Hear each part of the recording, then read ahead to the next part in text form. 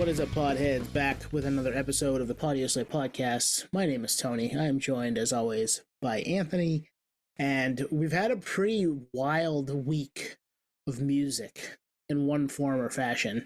I ask you how you're doing, but I know how you're doing because I've spent a lot of time with you over the last 4 or 5 days. You're doing pretty well. So, yeah. Well, what's going on, man? Well, remember, this is for the people. It's not just for us. It's for the people. We had a throwback week. You pointed this out when we were on one of our drives here. Yeah, yep. I had 3 shows in a week. I mean, that's a lot, but I will defend it. It was my Father's Day present. It was an early Father's Day present. And so Shout out the wives. Shout out the wives. Absolutely. So I saw Terror in Portland. That was on a Monday. And then you and I both hit up 2 shows this weekend. One Saturday night in Boston. Who was it Saturday? It was Crime in Stereo. We saw Crime in Stereo and Spaced and Billy and Wreckage wasn't on that, right? No, so Spaced and Billy. That was at formerly Harper's Ferry. It's Brighton Music Hall. Yep. That was at Brighton Music Hall in Alston. Yeah, how's that for naming? You know, they didn't want to call it the Alston Music Hall. What we should have done, we should have hit up Spot Hero and see if they could sponsor the episode. Really, let's be honest. For the heads that live in Alston, they know what we're talking about. But yeah, that was a great show. Got to talk to Alex for a little bit before and after their set. I talked to him at the merch table. Talked to him after, before they left. They were driving back that night. So cool set. We got right up front. If you saw our socials, there's some photos and some videos there. They live on Twitter, so check there at least. But yeah, great time, man. That was a fun Saturday night, Memorial Day weekend. And that was just, 2 hours down, 2 hours back. I can't imagine driving. Like, we will talk about it with Jay here shortly, but we talk about touring, in his youth and whatnot. I can't imagine touring because 2 hours in the car late at night is no joke. Yeah, imagine doing 4, 5, 6, and they were doing 4.5 to get back to Long Island. Others were doing 8 from that venue to get back to Buffalo or Syracuse. Wild stuff. But yeah, that night was fun. And then we get to kick it with the Heavy Hex guys at Bridge 9, Spite House as well, Promised End as well. Great to put faces with names and obviously people we've talked to over video. The Spite House guys with Max. And then obviously Heavy Hex fairly recently too. And Jay producing that Heavy Hex record. So really, all these people in this kind of same whirlwind world. I love it, man. This has been so much fun. Yeah, it was. The thing is, I don't know when the next time I'll be able to do that. You get a little taste of it. You're like, it brought me back to college because that's what college was. Not 3 weeks, not 3 shows every week, but there were weeks where there were absolutely 3 shows with less responsibility, though. I can't do it anymore. I got sick, so. It's what happens when you're 40 and you try to go on tour. That's right. It was our little tour. But yeah, Crime in Stereo, fantastic set list, career spanning. Spite House was phenomenal. And Heavy Hex, that band is that band. Like they're the real deal. Again, throwback vibes for me, not only with the music, but the live show. I felt like I was 22 again. There was that spark and that energy and that feeling of just being in the room, seeing it live. I'm in, baby. Yeah, and like I said, the record was produced by Jay Maas, our guest tonight, and a great conversation spanning a lot of different things. The new Love Letter record, which comes out in a couple of weeks, June 28th on Iodine Recordings. That is really good. We've listened to it a little bit. It's called Everyone Wants Something Beautiful. And we got into his production, his kind of legendary production background, a little bit of Defeater stuff, and then his 2 kind of companies, the Fast Track Academy and his mastering AI company as well, and really just an amazing. The dude's got his hands in a lot of things, and it's because he's good at all. When we had Corey Glover of Living Color on, we talked how he has the golden pipes. Well, Jay's got the golden ears. He's got to protect those ears. But yeah, Jay's someone that I was looking through my records. I have a couple old Defeater records. I've always been a fan of Defeater. Jay was the guitarist. He's now the guitarist in Love Letter now. I've always known him almost more on the production side, like legendary records, Bane, Title Fight, Citizen, Transit, you name it. And we actually get into a couple of those records here in this conversation. And maybe more down the line. Who knows? And maybe more down the line. We'd love to have him back. but it's no accident, I think, that we landed here with him, just with recent guests we've had, what we've listened to over the years. But he's always been someone that's always been intriguing to me to kind of play that dual role, right? Band member, producer, and chatting with him now, it all makes sense. Like the guy is just, this is what he was put on the world to do, is audio.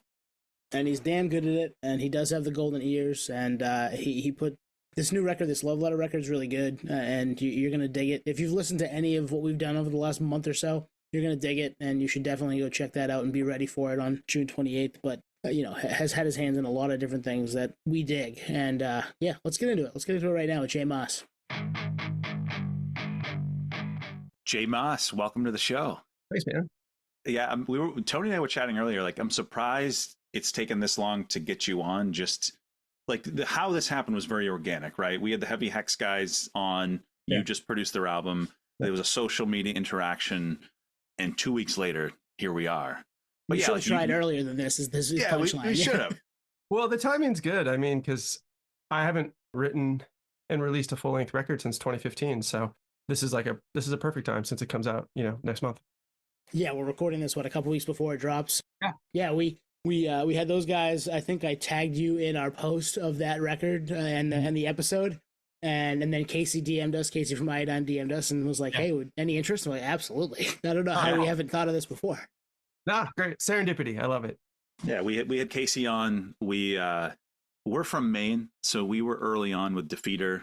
I mean, half the records you had a hand in, we love, and I'm sure the other half are great that we just haven't listened to them. The New England Connection.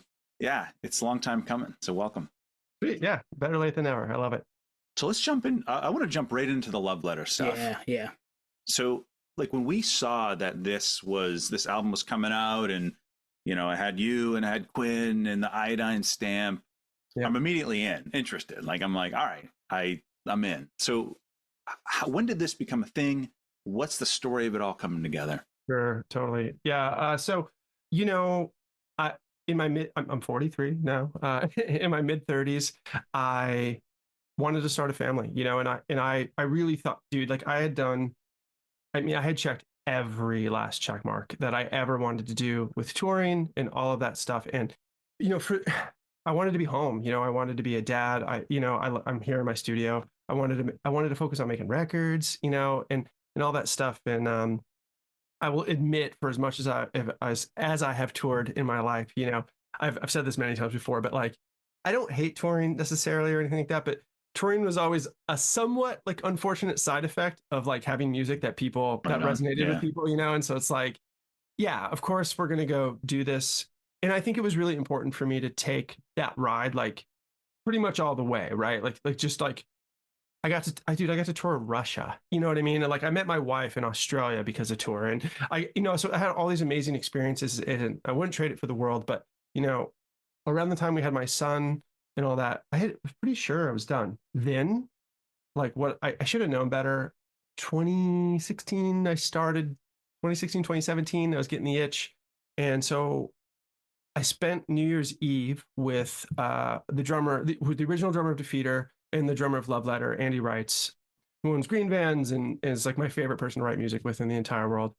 And so, we had kind of talked about like, here, the honest truth is like, Andy got really busy with Green Vans in the middle of like my stint in Defeater, right? And so right when the band was like really like busy and like getting offers and all this stuff, and he had partners in his company and it wasn't working, right? It was like, he just couldn't do what we needed to do. And we were younger, and I don't think we handled it as well as we probably could have. I don't think we handled it as well as we'd handle it now, just like juggling things. And, like we spent our whole lives like playing in bands that no one cared about. And then all of a sudden we have this opportunity. It just feels like this golden goose, and like we're protecting it and all this stuff. So, I personally sort of was like, had to like let Andy go, or like we remained friends and all of that stuff. And so for a long time, I felt like I had unfinished business with Andy. We spend that New Year's Eve together, and I'm like, I wake up like New Year's Day and I'm talking to my wife, and it's like, I don't know. So I text Quinn, because after producing Verse Aggression, Quinn's probably, well, definitely like my favorite, like hardcore, vocalist of all time. And so I was like, let me take Quinn's temperature on this, and Quinn was like, I remember the text like perfectly. Was it a cold call? Like, was it out of the blue? Yeah, kind of like not like not that like me texting Quinn would be weird or anything. Right. We kept up and stuff, but like literally, I remember Quinn's response more than I remember what I said. But I said something to the effect of like, "Yo, like, do you want to do a project or something like that?" And Quinn's response was, "I thought you'd never ask," and I was like, "Oh, Wow. okay," and so then I was like, "Okay, that's cool." We started this thing. We did 4 songs, and at that time, I was still very much in just like newborn. I'm not going anywhere. I have a studio. Like, let's do this and let's make something really cool because I want to scratch that itch a little bit. And so we did. And we never played a show. At the time, we called, that project Death of a Nation. And we had the unfortunate circumstance that shortly, about a year after the EP came out, there was this like white nationalist documentary that came out with the same name. And we started, and so we were like, great. And our Facebook, like we'd have like you can imagine the types of people we had like in our Facebook. Yeah. And so they were like looking for more information. And I was like, wow, you could not be in like the more opposite place of what you are looking for. Yeah. And so that happened, but we the EP was out on Spotify and all the DSPs and all that stuff. And at the time, No Sleep had pressed them and we sold some. And, it was like a passion project. We didn't do anything. Then the years go on and, you first have a kid and it's just like all hands on deck, like nonstop, like that's your focus. I would say first 3-4 years, whatever it is, it's like that's it. Right. And, he gets older and more independent and I start to have more distance from, I'm still producing records full time, but I have more distance from writing my own stuff. I thought I had like satiated that, right? Like I hit my saturation point. I did everything I wanted to do.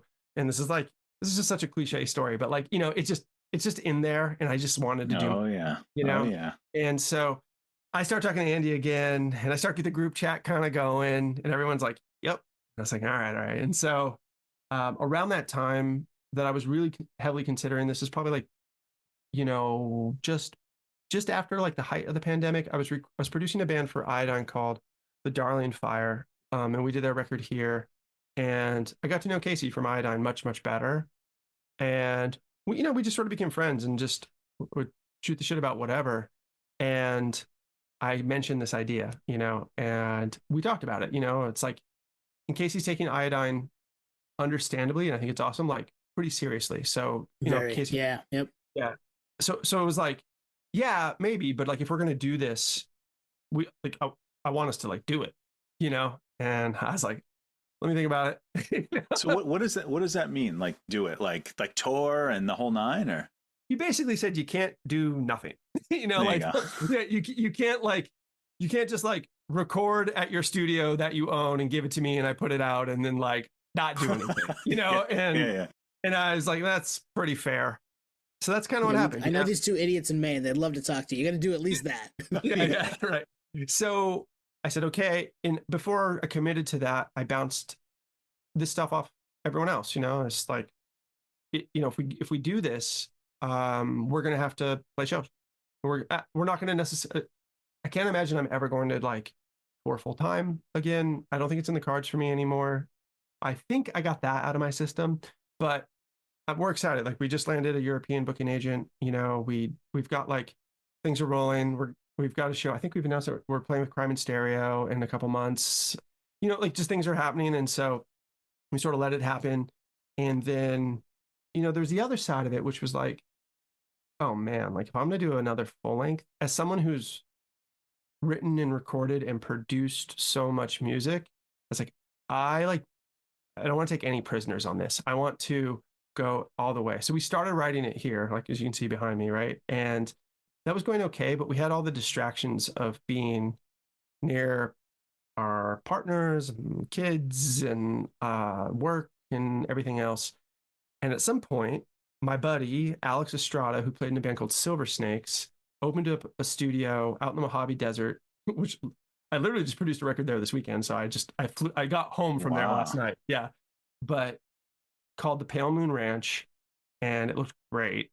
And so I showed it to everyone, and I was like, and particularly Andy and my assistant Dave, who was not yet our bass player. And I said, what do you guys think about flying to California, cell phones down? We have like a couple songs kind of written, but we basically have no material. So just for kind of backing up a little bit, like when Andy and I wrote Empty Days and Sleepless Nights for Defeater, like we started on day one with no songs. And like that's kind of how we're used to working. We're used to just going in the studio and letting inspiration strike.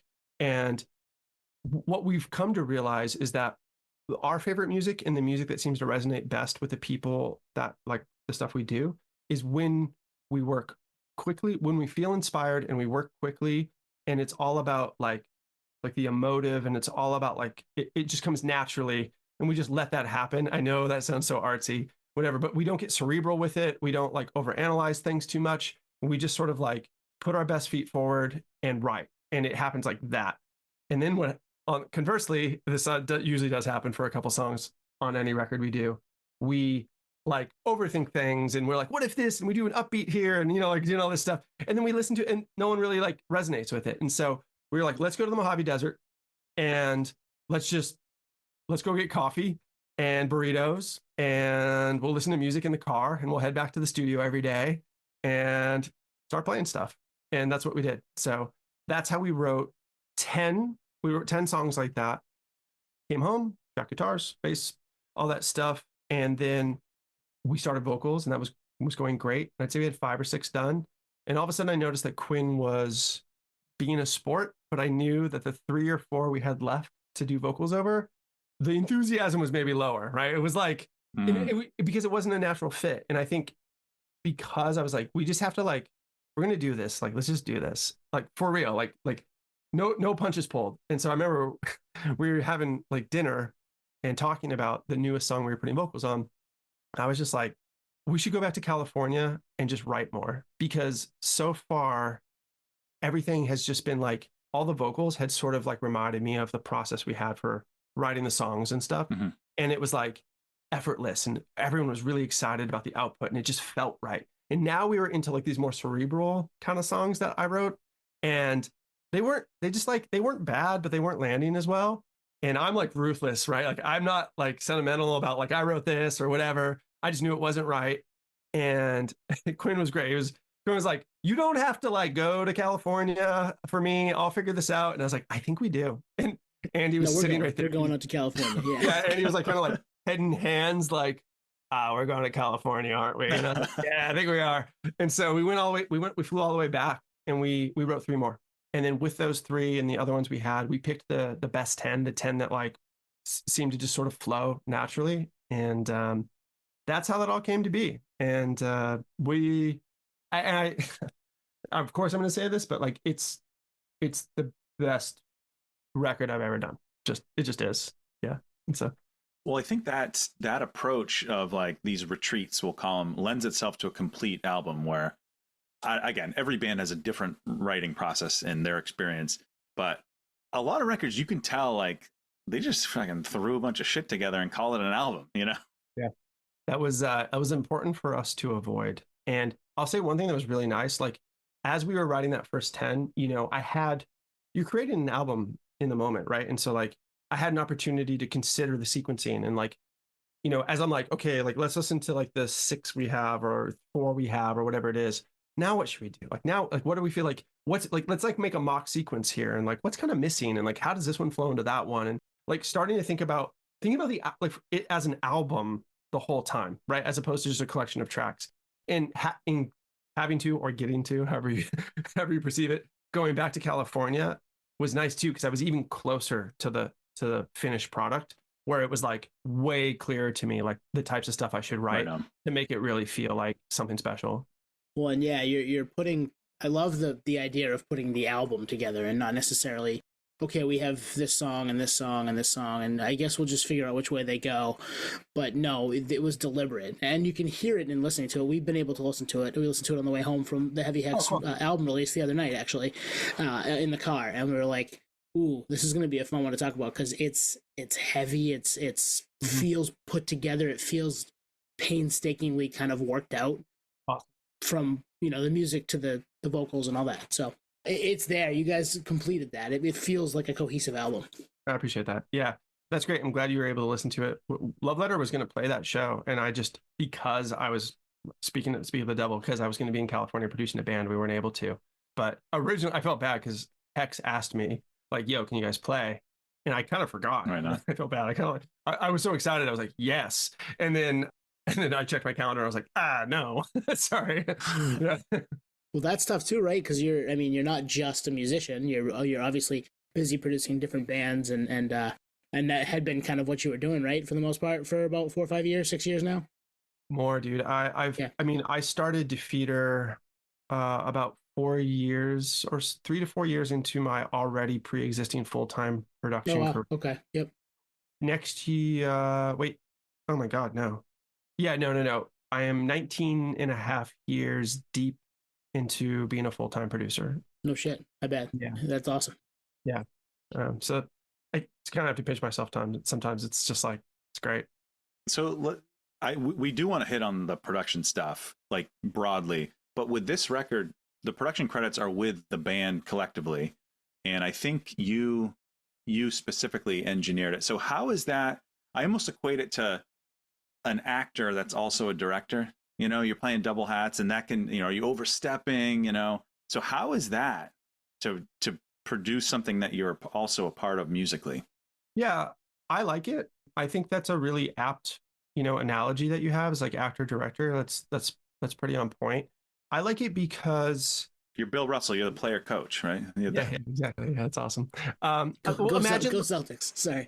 Yeah, imagine like every band that comes in the studio, right? Like one of the first things I try to do is try to get inside their heads to the best of my abilities, such that like my job, you can see the speakers behind me, right? Like my job is to ingest the ideas and the songs and everything that we're talking about and everything that I'm hearing. And my job is to make a record, is to make the thing that's to meet or beat what they hear in their head before they walk in the door, right? But there's an inherent communication, I guess you'd call it loss, hopefully not a loss, but there's a communication hurdle, I guess we'll say, which is like, they're conveying to me via adjectives and examples and all of these different things. I'm interpreting that in a way where I think I got it, right? But as we get closer, we might have to pivot and do all this stuff. That is all to say that the beauty of being the songwriter, guitar player, engineer is that I don't have to talk. I don't have to there's no translative layer of like adjectives and verbiage that has to be sort of like computed into someone else's mind. I have all the tools at my fingertips. I have what I hear in my head, and I don't have to tell anyone anything. And so it happens really fast. Especially as have been doing this for as long as I have. It's like, you know what I mean? I kind of like sometimes when people watch me work, I remember the Matrix and like Neo walks up and he's like, "You can read that," and he's like, "Oh, it's just all blondes and brunettes, whatever." Like it's like it's to me, it's a little bit like that, right? It's like I've spent so much time with the tools that when I want a sound or I want something, it's really easy for me to make, and I don't have to ask anyone to understand what I want. I just understand what I want, so I just get to make it. Well, that's that 10,000 hours, right? You've been doing it long enough now that you can hear it, see it, translate it out, whether not verbally, but put it out, sound wise, which is pretty cool. How do you keep them separate in your head if you're in the process of also writing music? How do you differentiate the two, or do you have to? Do you not? I don't. Do you just kind of? I don't. So I'm, like I said, I'm ruthless. I'm a revisionist until it goes off to mastering. Unless I'm mastering. A great story about Defeater, like when we were doing Empty Days and Sleepless Nights, I mastered that one and I couldn't stop working on it. And it was Christmas Eve and I had one little change I wanted. I called Chris Wren from Bridge 9 and I had already submitted everything. Like it was done. They had sent it to the plant. And I was like, I have to have this change. And he was like, it was like, if you can get it to there before this date. And I was like, yep. And I'm printing all the changes. And at that time we burned it onto CDs to send to the plant, all the data. And so it was snowing. And so on Christmas Eve, the post office closed, I think at 4. And it was either 3:50, but it's December. So it's dark and it's snowing. So the clouds are up. So it's definitely dark. I'm double parked in a snowstorm. and I'm running up to the door and go to open it, and it's like chunk, and they had closed 10 minutes early, probably because it's Christmas Eve. And then I'm like knocking on the glass, and like the person who had just left the door turns around, and I'm like doing like a please, and I handed them in. So in that case, I kind of never stopped working on it. But in this case, we had the good fortune.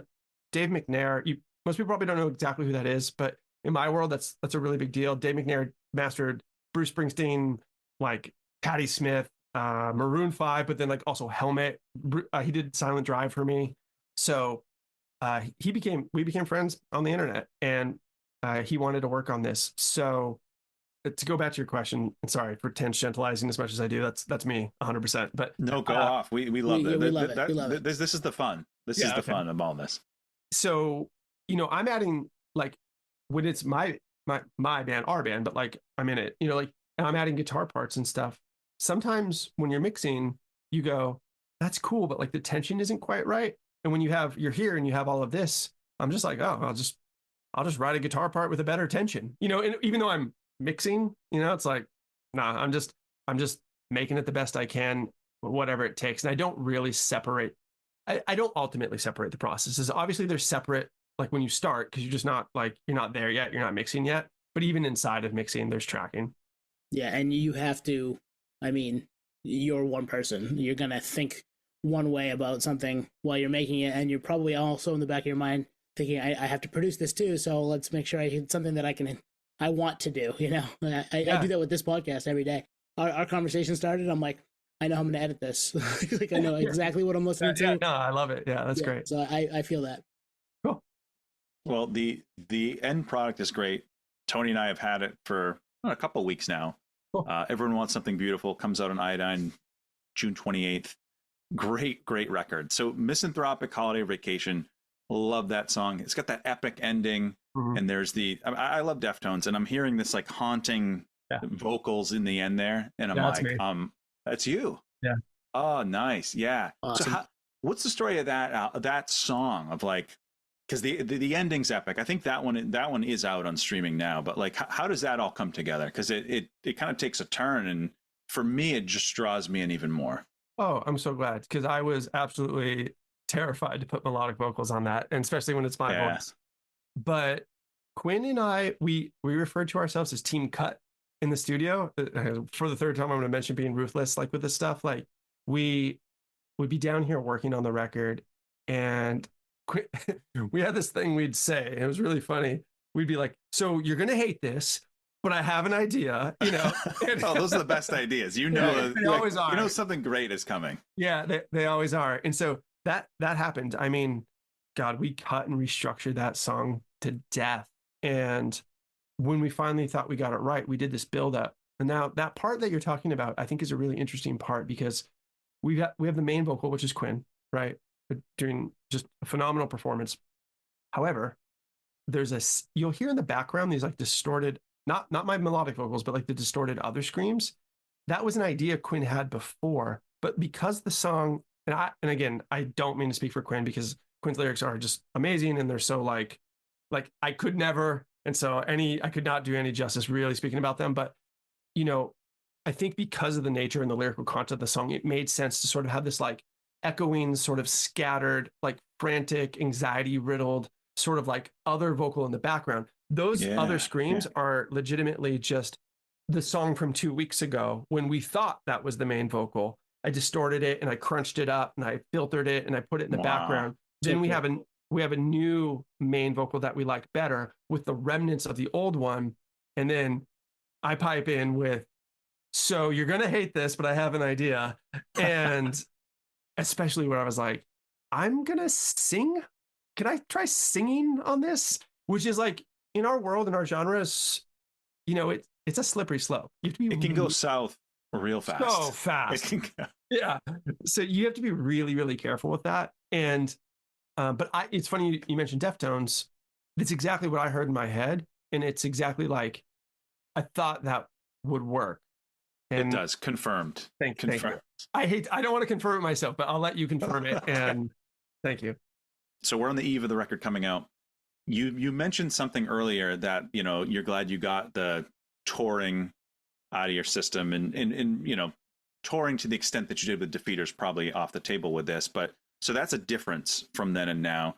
Are there other like general differences from, like, I know you were in Piecemeal when you were a kid, you know, like you know that I days. was in Piecemeal. Yeah, of course you do. Yeah, I was. So like obviously things have changed. Like you're a better musician. You have all this production experience under your belt. I'm sure you've come a long way since Defeater. You produced all these records. Like I'm just curious, what's changed? What else has changed for you since maybe the Defeater days? You know, creatively, thought process, anything like that. I'll say this. One thing that's really, really nice about this project is that when people start liking your band and you start touring and you have multiple releases, and if that goes well, and I would say this is just the hard truth, is when you start making money and you start making enough that some of the guys in the band are paying the rent with the band, you know, and that puts a different pressure on things. And then you get on a label, and the label has expectations about release cycle, right? And then you're like, oh, I have to write another one, huh? And you're like, okay, you know. And so what can happen is, I think what's changed, what's different is Andy and I in particular, about the whole band, we're back to, you know, those melodic vocals are a perfect example. Just doing whatever we think works, like doing whatever we want, doing whatever we like, without, sounds terrible, but without inheriting sort of like some of the guidelines or pressures that the other people in the band are feeling, that are sort of being cast upon myself as the producer. Sure. And like in sort of like kind of being told like certain guidelines and stuff like that. And I just don't really work well that way. And you have a record, like, I'll just tell the truth, like the last record we did on Bridge 9 sold really well, and we were on Warped Tour, and Brett Gurewitz called me, and just the conversation went like this: "Hey, it's Brett." And I said, "Whoa, what's up, dude?" Yeah. And he goes, "I want to sign your band." And I said, "Wow, cool. I love your label. That sounds awesome." Right? Yeah. And it was that easy. But there was a lot of like, dude, I mean, Epitaph, right? You're like, whoa, we did it, you know? Like that was like, talk about a check mark, you know? And there's a lot of pressure that went into that. And I don't think great art is created under great stress or pressure. And this is different because a couple things. We just get to make whatever we want. Like I said, I'm 43, you know? And the other thing. Yeah, like if you don't want to do it, you're not going to do it. So you might as well do something you love, you know? And the last LP I wrote and released was 9 years ago. So I have 9 years of like the creative coffers just being filled, right? They're just all of the ideas, all of the inspiration, all of the things that like, what was it? Like our bass player is here because we're practicing for the show we have Friday right now. And he goes, "Dude, I've got all these riffs for like the next record." And I said, "You keep those in a Dropbox and you do not show me. I don't want to hear them. I don't want to like," I was just like, "I love you to death. I'm sure they're great. But like, I can't even like think about writing for at least 3 years, you know, like, let's just have fun with this. And when it feels right, just don't rush art. Because who's it for? If you rush it, it's not for you, and it sucks for everyone else, you know? So just don't rush it." I like that. I really love the doing what you want to do feeling vibe that you're giving off right now, because we've been doing this now for 4.5 years to varying success. Obviously, you never know. It's going to be up some days, it's going to be down some other days. Sure. But we've always kind of come back to, is it something that moves us, that we want to talk about, that we want to have, you know, in to spend time with, and whether it be listening to music, talking to people like you. You should, at our age, I mean, I'm going to be 40 in a couple of weeks. Yep. Yeah, do what you want to do. Don't spend time on other bullshit. It's just not worth it. Yeah, I completely agree. I think too, I've said this a bunch, but like, excuse me for being crass, but like, I think about things in terms of like deathbed shit these days, which is like, am I dying hours? Am I like, was it worth it? Did I do it for the right reasons? Did all I day long? You know what I mean? Like, and if I didn't, why did I do it? You know, it was a waste across the board. Well, the thing is too, is I think you had to experience everything up to this point to get there, you know? I agree. I think if you had this mentality when you were 23, 24, I think it probably would have been a short career. Think about Sure. it. Yeah. You would have maybe turned things down or not. Strategy often is like choosing what not to do first, and I think you had to tour the world, you had to sign to labels that, that maybe there was pressure and things like that to lead here. And like Tony said, we've dabbled with certain things, and you question, is this for me or is this for someone else? Mm-hmm. But all roads, after doing it all this time, all roads point to, that's the first check. It has to be something that is going to fill our bucket. Good. It's great. No, I'm with it. So last point on the record that's coming out here in a couple of weeks. Were vocals? Does Quinn do vocals after the music is done, or do you do? How's that work? Oh, that's a yes-ish. Okay. So my job is to create, knowing Quinn's vocal style, and having these conversations is to create a backdrop, a tapestry, a texture, whatever you want to call it, for something that I think will be emotionally compelling for what I think the type of vocals Quinn's going to want to do. As we found out earlier in the podcast, I don't bat 1,000, right? And so it took me another at bat to get that done. But team cut, Quinn and I would be down here until late in the evenings. And I mean entirely redoing melodic structure, right? Like the melodic structure that I came up with after hearing the vocals, I would realize, I mentioned the word tensions a lot, but that's how I think about songwriting, is like tension and release. And the tensions weren't right for what I was hearing vocally, right? And so it became a little bit of a game of back and forth, hearing vocals and going, oh, this is awesome. Hold on. Let me just sort of like alley or oop or whatever, and just sort of back and forth. And, so we got to do that. And that again is another, we talked a lot about like the beauty of being able to be here together and just having unlimited time to rip the songs down and build them back up, and like I said, I can cut up drums. I'll be honest, there's some drum fills like on certain songs that those were not originally played in that song, nor were they played at that tempo, but it is Andy playing, you know what I mean? But I'd just be like, ooh, like, because we ended up with a bunch of songs that we didn't use, right? And so I was like, I had this whole repository of stuff. So then as I'm like recompositioning things, we'd be like, that's awesome, but that drum fill doesn't do the right thing. And I go searching around, but that one does, like, Nice. Yeah, nice. yeah. Well, hey, that's all that experience that, if you're not doing that, you wouldn't be doing your experience justice. Think about it. You know what I mean? Completely agree. Yeah. So I don't know if we're going to put the video out for this. We'll probably do a few clips, but Jay, if you can't see right now, Jay is in Getaway Recording Studio, and it's your basement, right? It's in your basement. It is. Yeah, because the Heavy Hex guys said that they stayed right with you, right? Yeah. And they were super appreciative of that. Yeah, totally. So in 2012, I was married before, and I thought I was going to move to North Carolina because I'm from Seattle originally, and I liked the Mid-Atlantic. I love New England too, but my primary goal was to build the studio that I wanted to have.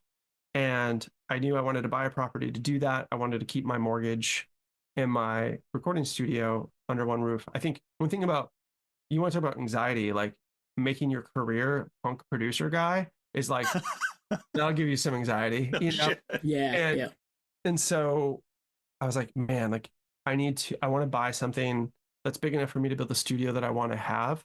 And I was going to move down to North Carolina. So a couple days before we're supposed to go look at all these houses, my wife at the time decided she didn't like that idea. And so I was like, great. And so I had like 6 properties lined up, hotel, rental car. We were going to go down, check everything out. And we just kind of scrapped that. And, life's funny, serendipity, what have you. We love our spot now. And I'm very lucky that it was the year that it was, because I was able to buy a house that was big enough to do what I needed to do. And so, and then here, and now I'm married again, and we have a kid, and we love it. And ironically, while my wife is from Sydney, Australia, and I'm from Seattle, Washington, we might die here. So, yeah. And it's right in Massachusetts. In New England, yep. Yeah, we're in Mass, yeah. Yeah, so you said 20 years in. We've known you for the producer side of things for many, many years, but we did go through like the full list, and it's like, shit, like I knew he did that one, but wow, he did that one too. Like we knew you did Bane. Don't Yep. Wait Up. I did not know you did Citizen Young States. Yep. Awesome EP. Title Fight Transit. And then some like deeper cuts like Hammer Bros, being New England guys. Like Vitality Legion is like the best song ever written. But anyway. Yeah. Jim Death, baby. Yeah. Yeah. Yeah. But so I'm curious. I've always wanted to ask a producer this. What is your relationship with these records now that they're out in the wild? Like, are you like, wow, that record really grew up to be something? Or like, yeah, that was. They take on a life of their own. They affect and stay with people. And it's really, really emotionally rewarding to talk to people who develop a relationship with something that I worked on and that meant something to them, even if it's just for a time and then they go revisit later. It's a really cool feeling. I think, and I'm gonna go like all like woo-woo deep here, but like I think that like we as beings often think about, the brevity of life and like what we're leaving behind. And that can be, in my case, like I always knew I wanted to be not always, but like by mid-20s or something, it was like pretty clear to me, like at some point I'd like to be a father. And so, and go figure, like it's like being a dad's like my favorite thing of all time, And so like, and then, but also I think sort of in there, and the reason both to scratch a personal itch, but like if we were only scratching a personal itch, like we just have band practice and then we call it a day, right? We release this, That's true. like we release this stuff because we hope to resonate with others. It probably taps into like our tribalism and our like desire for community, right? And we release this stuff so that we can sort of find our kindred spirits. And I think that's really, really special. And I think we can probably all agree that there is sort of like, there's a thread that weaves, while not identical to all, but weaves through us enough to bring us together on this podcast, to bring us to the Heavy Hex show. And that stuff happens by people like me or the artists that also, are like responsible for writing those songs and producing those records, and the labels like Bridge 9 and Run for Cover and all these people who take part in creating the medium that like conjoins us in this community. It feels really, really special. And to be a part of the fabric of that gives me a really great sense of place, I guess. And it feels great. So I'm just curious, take Citizen Young States. Like that was before Citizen was Citizen. I mean, that was the first EP. One of my favorite EPs ever. Like they captured a moment there. Like take that. Did you know that was special? Like in the moment, could you tell? Oh yeah. Yeah, I could tell. I can usually tell. Sometimes I'm surprised. I'll be honest, but sometimes I'm like, this one, huh? But like, I won't name names, but like. I was gonna ask names too. I appreciate it. I appreciate that. Yeah. But once or twice, and but with Citizen, I was like, I could just tell. I don't know. If you get tracks, you get tracks. Like you can't fake that, and that's great. There's just an energy. You could say the same thing for when Title Fight came in. You could say the same thing for when State Champs came in. I was like, oh, yep, here we go. Man. And do you have relationships with these bands before? I mean, or is it mixed or?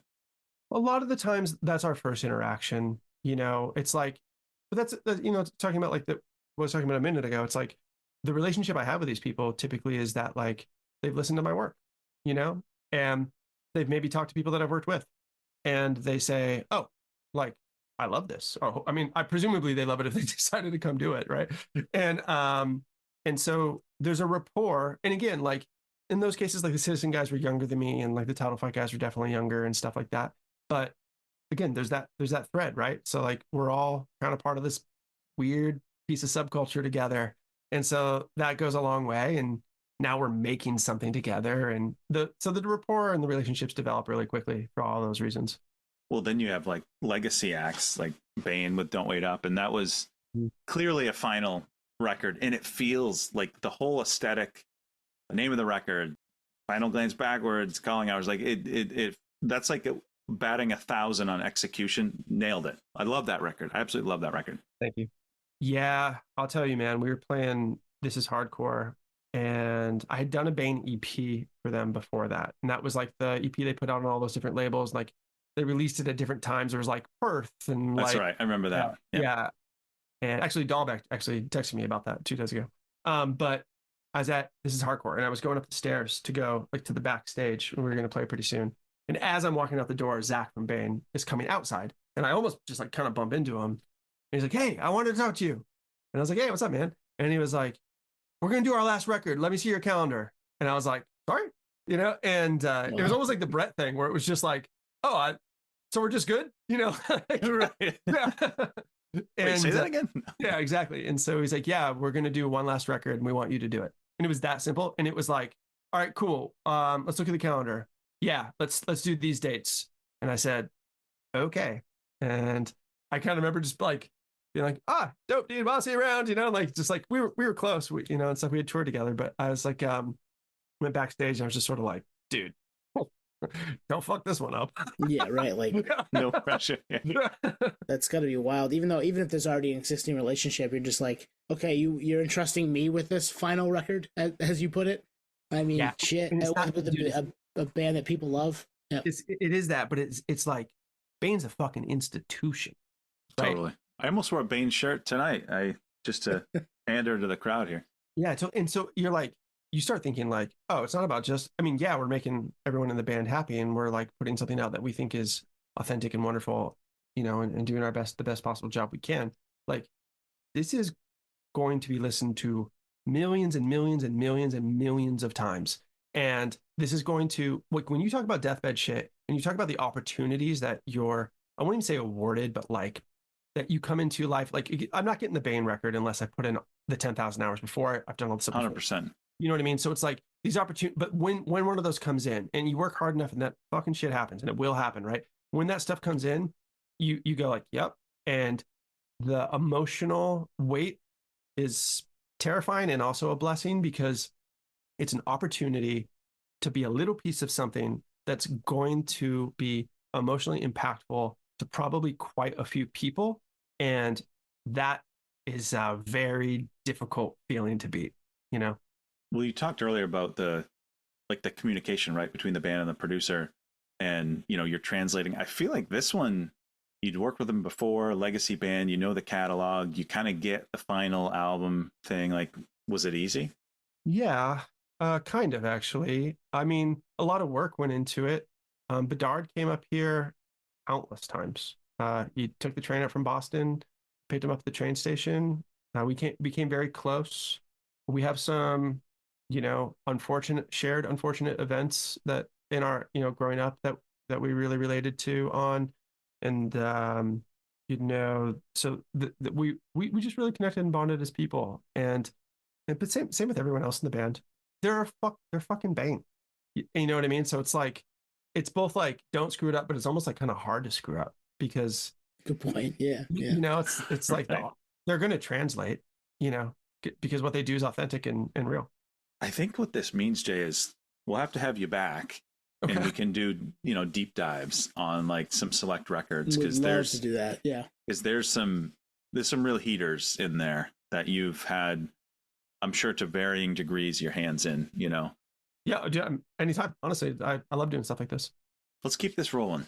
One thing that we noticed is you, on your socials, you have the Fast Track Academy, and I was like super intrigued by it. And this is coming from someone who is not a musician. I'm not a producer. I'm not an engineer.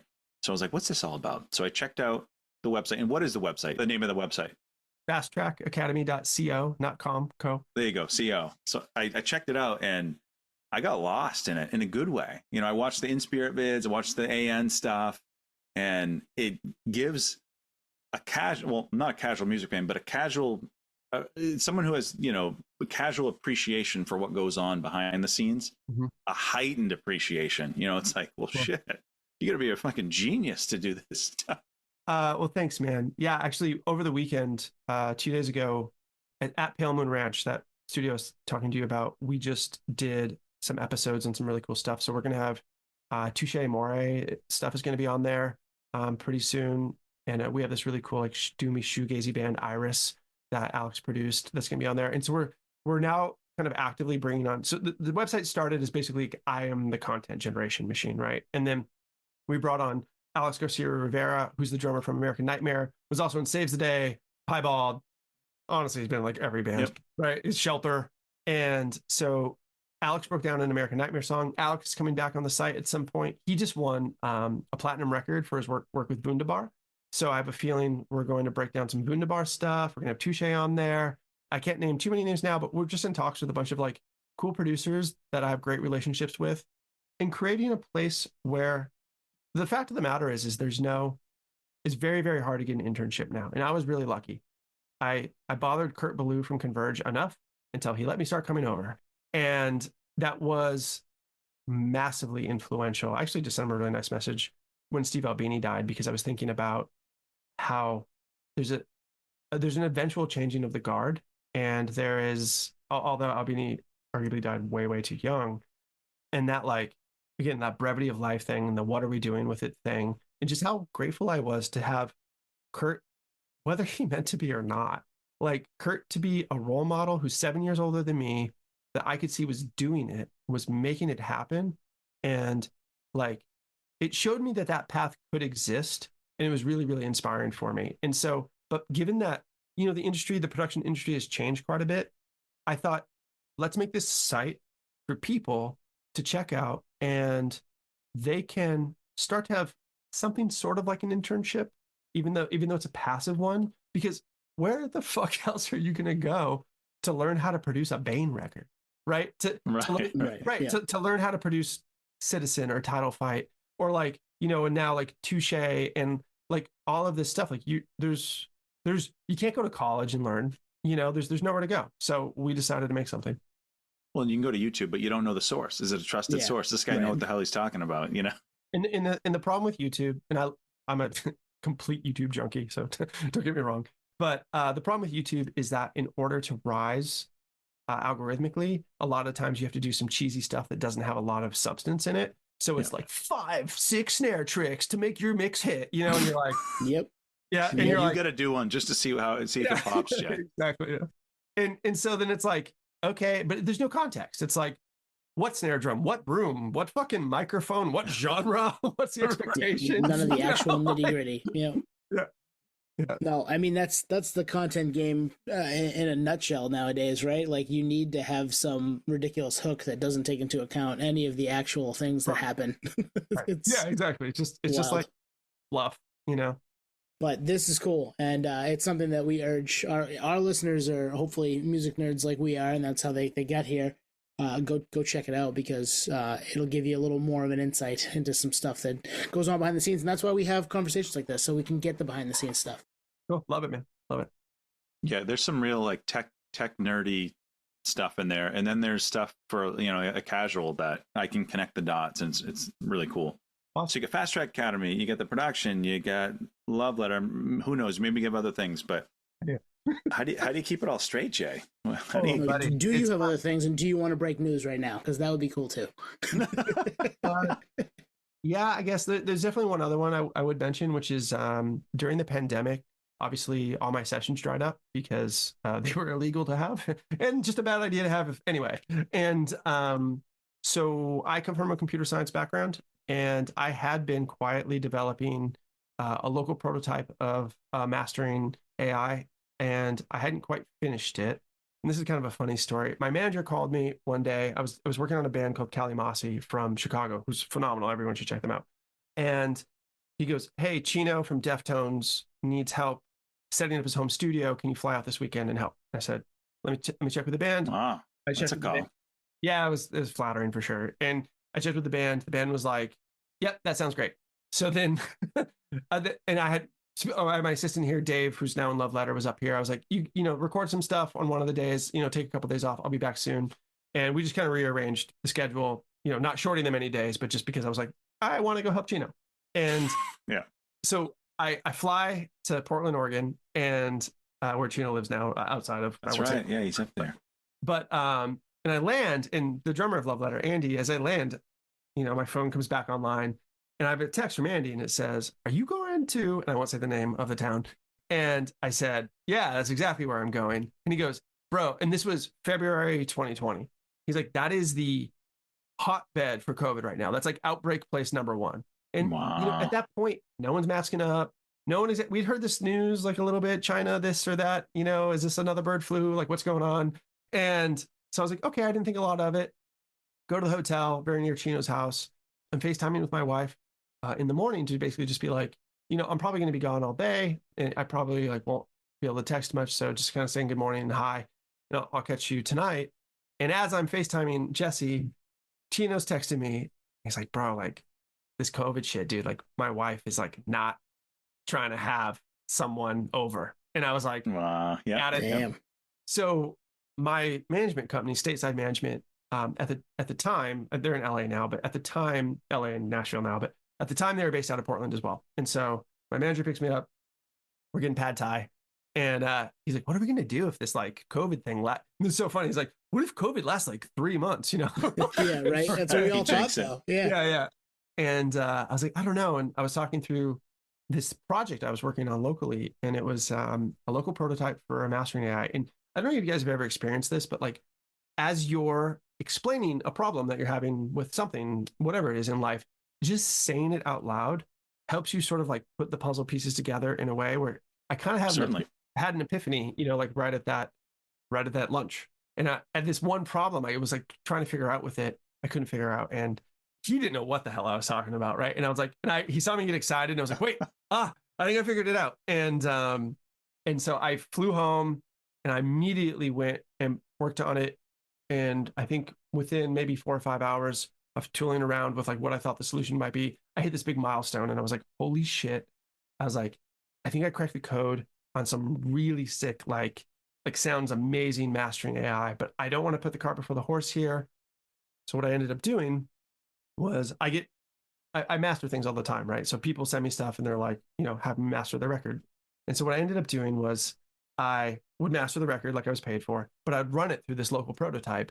And then I would be like, hey guys, I made 2, right? And I was like, let me know which one you like better.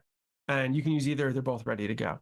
And I was surprised. It's almost like kind of a diss to myself, but I was like surprised at like how often they would choose the AI, Wow. Yeah, absolutely. Yeah. And so I was like, oh, fuck. Like I think we have a viable product here. So then I was like, well, we're going to have to put this in the cloud. We're going to have to make this consumer facing. We're going to need payment processing. We're going to need like all kinds of stuff. And I was like, that is not my discipline. And so I interviewed probably 15 different software developers. And I got on the phone with this one guy, Joe Tagliaferro. And he's now our CTO and partner in the business. And I told him all my ideas. And he's like, that would work, but it's a shitty way to do it. And you should do it like this. And here's why. And then I find out, and he goes, and by the way, I proposed to my wife with a Defeater song. And I was like, oh, wow. Well, you're probably the guy then. Yeah. And so we started working on this project together, and we've learned a lot. We released it in the first beta we released in May of 2020, and we've now mastered, I think we're approaching 500,000 songs. Wow. So it's maastr.io. Yeah. And I just connected the dots. Yeah. Maas. Yeah, I love a good pun. Yeah. I love a good pun. Yeah. I just saw that in real time. Twan's face go like, whoa, there it is. Yeah. Love a good pun. And we released it. And so we're really, really proud of that product. And just like Fast Track exists to, embolden and educate people to create compelling art that can go out into the world and emotionally resonate with people, mastering's super fucking hard. Mastering takes like at least like 15 years of like psychoacoustic training to even know where to begin. And so for that reason, I was like, well, this is another piece of the puzzle. And so it feels really good, right? To like have these things out there that are helping people, given the fact that there aren't a lot of internships and stuff like that, like helping people at scale create beautiful art that will hopefully like inspire other people. And you just kind of get the domino effect of the whole thing. Could you run a podcast episode through it? Yes, but we are currently optimized for music. Yeah, that makes sense. That makes sense. We've kicked the idea around. That concept has probably come up like 100 times. We went from an Engine V1, and we very, very quietly rolled out to our users in very, very small batches for a period of time. Engine V2, which we think is better, both from a sonic standpoint and also how the tech works. You learn a lot running a software company. And so we made these improvements. So I think now that could be something on our horizon, but for now we're primarily focusing where my bread and butter is, which is music production. Yeah, that makes sense. So if I just have the ukulele going in the background, would that work? Yeah, toss it right through. Perfect. Yeah, you'll love it. But no, that's really cool stuff. And I know in doing this and being taught by YouTube how to, edit audio on free software, because that's just what we have. Yep. It's cool to see more and more of that stuff kind of popping up to be able to help, the person who makes the amazing song but needs somebody to make it sound good. That's exactly right. Yeah, that's so cool. Yeah, cool. Thanks, man. We've tried a podcast one, and it gave Tony a lisp. It did. It gave me a lisp. Yeah, but I wasn't talking into a mic. I had screwed up and not talk with my mic on because I was an idiot, and it was 2 years ago. And that one's still out there. It's back there. If you find it, let us DM us. It's an Easter egg. Yeah. I have a feeling I know what happened there. You probably, because the source material really, really matters. And then if you weren't talking into a mic and there's a distance, then there would be a lot of high end, and it tried to de-ess the high end, and then too much de-essing of the high end creates a lisp, and I bet that's what happened. That's what happened. You get all that? Yeah. You get all that, Tony? I did. And no, I got it all when it happened too. And I was like, motherfucker, I didn't turn the fucking mic on. It was sat in front of me. I held it to my mouth, wasn't talking into anything. So that was smart. That'll do it. So if you're listening, we'll put the link to the master website in the show notes. We'll put the Fast Track Academy in there. The links to all the socials for Love Letter will be there. So if anything you just heard over the last hour intrigues you, there'll be a shortcut to it. Yeah, all that stuff will be there. And really appreciate your time tonight, Jay, and really excited about the new Love Letter record that's coming out in a few short weeks. Awesome. If you haven't listened to it, there's a couple songs on streaming right now. You can check them out, and the whole record's coming here on the 28th of June. So yeah, go check that out, and then all the other stuff's in there too. So if you're intrigued by any of it, go check all that stuff out. Jay, thank you, dude. This was a pleasure, and I'm more than happy to come back anytime you guys want. If you want to deep dive anything, just let me know. Hey, awesome. We'll do that. Yeah, we will. We have your email, so it's gonna happen. I don't know when, but we will. Yeah. And I'll try to show up on time. So you're good. You're good. Thanks, man. Thanks, Jay. Totally my pleasure. Thank you for listening to Podioslave. We are at Podioslave on Twitter, Instagram, TikTok, all of the places that you can find us on social media. Facebook, Podioslave Podcast. YouTube, Podioslave Podcast there. Email us at podioslavepodcast@gmail.com. And hey, if you want to become a supporter, click on the link at the bottom of the episode and give us $1, give us $5. It keeps the lights on, keeps us going. We really appreciate that stuff. Thank you.